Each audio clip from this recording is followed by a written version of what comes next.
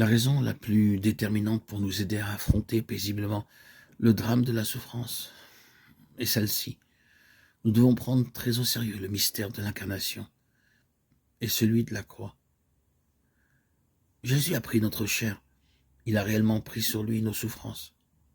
Et en toute personne qui souffre, il y a Jésus qui souffre.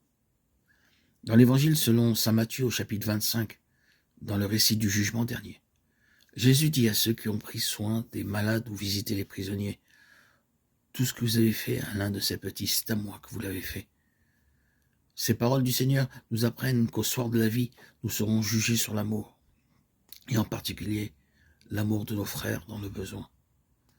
C'est une exhortation à la compassion.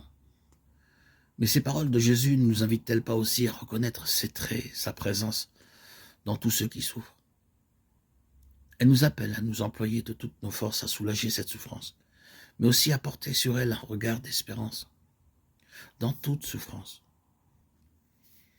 il y a un germe de vie et de résurrection, puisqu'il y a Jésus en personne. Si face à une personne qui souffre, nous avons cette conviction que c'est Jésus qui souffre en elle, qui en elle complète ce qui manque à sa passion. Pour parler comme saint Paul, comment être désespéré devant cette souffrance? Le Christ n'est-il pas ressuscité? Sa passion n'est-elle pas rédemptrice? Ne vous affligez pas comme ceux qui sont sans espérance. 1 Timothée 4,13. Le motif le plus fréquent de perte de la paix intérieure, l'inquiétude face à un mal quelconque qui menace ou atteint notre propre personne ou nos proches, est très fréquent. L'abandon confiant entre les mains de Dieu qui nous délivre de tout mal ou qui, s'il le permet, nous donne la force de le supporter et le fait tourner à notre avantage.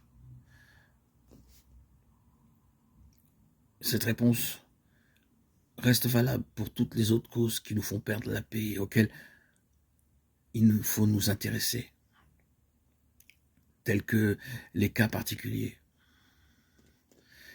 Il est bon d'en parler, car si l'unique loi est l'abandon au Seigneur, s'en remettre à lui, cette pratique de l'abandon prend des formes diverses, selon ce qui est à l'origine de nos troubles et de nos inquiétudes.